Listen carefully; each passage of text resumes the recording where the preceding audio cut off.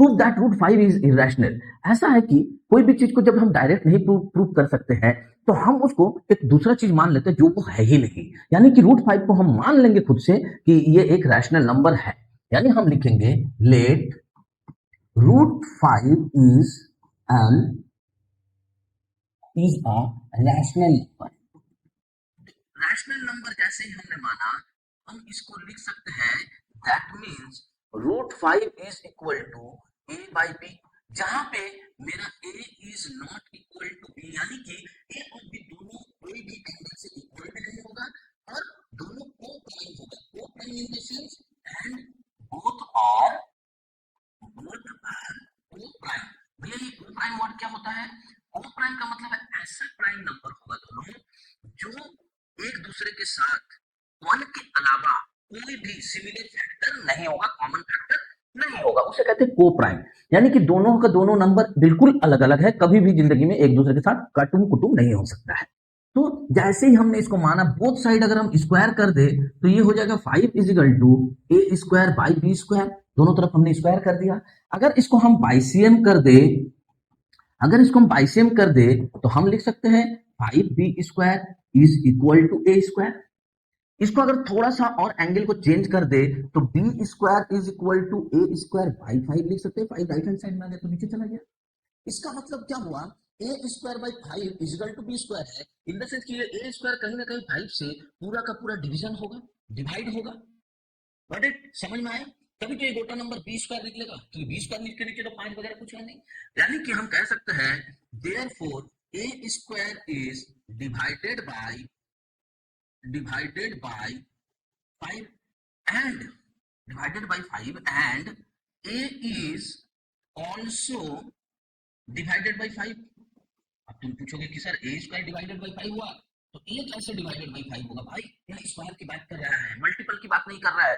5 को 1 2 3 4 5 से मल्टीप्लाई नहीं करना है, यहाँ a का स्क्वायर, यानी कि 5 से जब ये डिवीजन डिवाइड हो रहा है ये 5 का ही मल्टीपल चलेगा a स्क्वायर। ए स्क्वायर जो है वो 5 का मल्टीपल होगा चाहे कुछ भी निकले, यानी कि ए स्क्वायर 5 का मल्टीपल है, मतलब ए कहीं ना कहीं 5 का ही टेबल में आने वाला नंबर है। Got it? समझो जरा ध्यान से।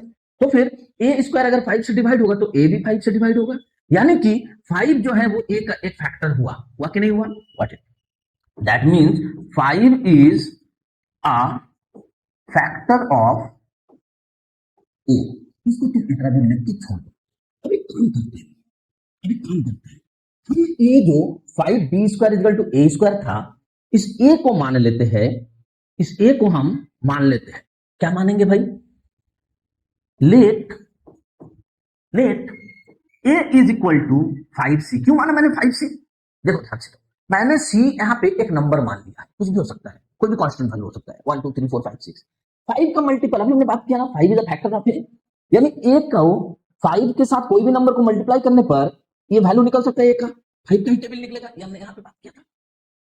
समझ में आ रहा है? स्टेप बाय स्टेप गौर से समझो पहले इस मैथ को, बहुत इंपॉर्टेंट मैथ है।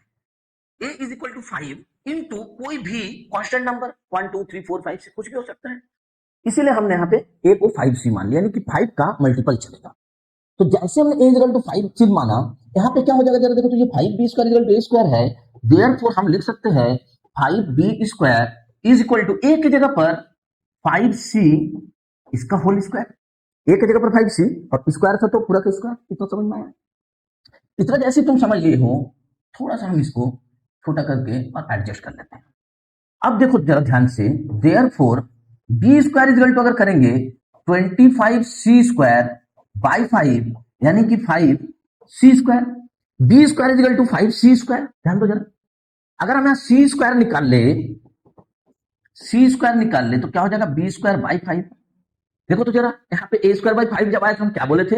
ए स्क्वायर इज डिवाइडेड बाई 5, यानी कि ए इज ऑल्सो डिवाइडेड बाई 5, यानी कि बी स्क्वायर बाई 5 आया है, अब इजिकल टू सी स्क्वायर आना है, तो फिर यहां हम क्या करेंगे? B square is divided by 5। देखो, hence b square is divided by 5 and क्या होगा? B is also divided by 5, b is also divided by 5। होगा कि नहीं होगा? होगा। यानी कि हम कह सकते हैं 5 is a factor of b. हम कह सकते हैं इसको। तो therefore 5 is a factor of b. भैया यहां पे हमने कहा 5 is a factor of a, और यहां पे निकल के आ रहा है 5 is a factor of b. लेकिन हमने तो कहा था ये दोनों को प्राइम है। को प्राइम मतलब 1 के अलावा कोई भी फैक्टर कॉमन नहीं है। ये तो विरोध हो गया। ये तो कोई भी आके लड़ाई लड़ लेगा, झगड़ा कर लेगा। ये क्या, आपने एक बार कहा दोनों नंबर में कोई भी जो है 1 के अलावा कॉमन फैक्टर नहीं है, और यहाँ पे आप कह रहे हैं कि 5 दोनों का फैक्टर है। तो ये हो गया मेरा विवादास्पद वाला बात, यानी कि therefore it is contradicts, it is contradicts, विरोध है, विरोधास्पद। मतलब आप कह रहे हो को प्राइम है और आप भी कह रहे हो 5 दोनों का फैक्टर है, तो असंभव है। It is contradicts that 5 is the factor of both A and B because A and B are co-prime। हमने ही पहले लिखा था co-prime। That means hence √5 is equal to A by B is not possible। ये कभी भी possible नहीं हो सकता है। Therefore √5 is an irrational number, irrational number. Proved. बात समझ रहे हो मेरा? समझ में आया कि मैंने क्या कहा यहां पे? तो इसको लिख दोगे तुम प्रूव्ड, क्योंकि तुम्हें प्रूव करना था।